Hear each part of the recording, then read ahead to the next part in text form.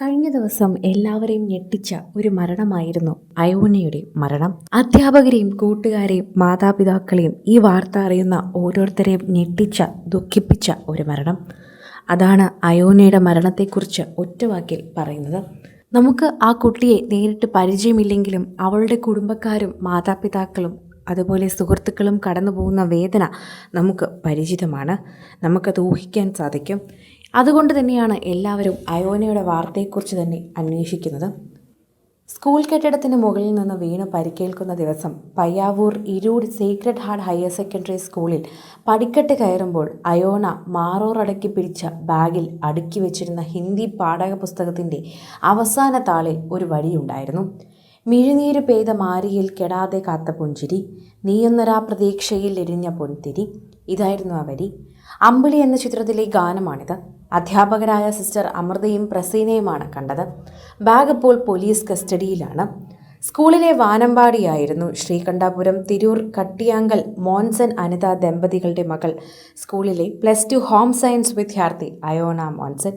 മിടുക്കിയായ വിദ്യാർത്ഥി എന്ന് വെറുതെ പറഞ്ഞാൽ പോരാ.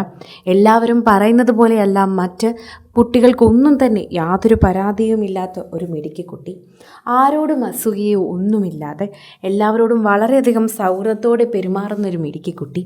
അതാണ് അയോനെക്കുറിച്ച് എല്ലാവർക്കും ഒറ്റവാക്കിൽ പറയാനുള്ളത്.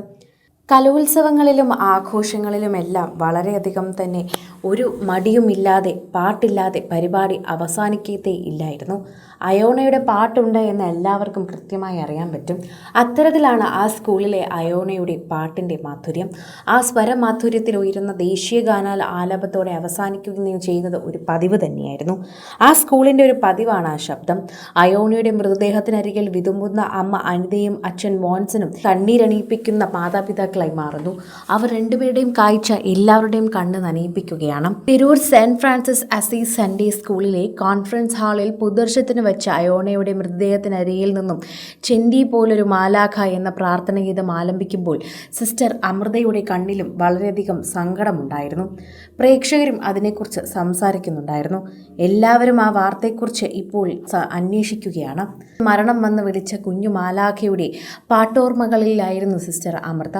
പുഞ്ചിരിയോടെ മാത്രം കണ്ടിട്ടുള്ള അയോണയുടെ മുഖം, ചേതനയേറ്റ ശരീരം കണ്ടു നിൽക്കാതെ സഹപാഠികൾ തേങ്ങിക്കരയുന്നു.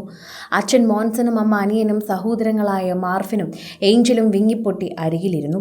ചിരിച്ചു കളിച്ചിരുന്ന അയോണയ്ക്ക് പെട്ടെന്ന് എന്താണ് സംഭവിച്ചതെന്നറിയാതെ ഇപ്പോൾ ഉറ്റവരും ഉടയവരും എല്ലാവരും ആ കുഞ്ഞിന് വേണ്ടിയാണ് നോക്കുന്നത്. മോളെ, നീ എന്തിനാണ് ഞങ്ങളോട് അകന്നത്? ഞങ്ങളെ വിട്ടു പോയത് എന്തിനാണ്? ഇത്തരത്തിലുള്ള ചോദ്യങ്ങളാണ് ഇപ്പോൾ എല്ലായിടത്തു നിന്നും ഉയരുന്നത്. അയോണയോട് മാപ്പ് പറയണമോ അല്ലെങ്കിൽ അയോണയ്ക്ക് എന്തെങ്കിലും സഹായം വേണ്ടമായിരുന്നോ എന്നുപോലും അറിയാതെ ചിന്തിച്ചു നിൽക്കുകയാണ് ഇപ്പോൾ അയോണയുടെ അച്ഛനും അമ്മയും.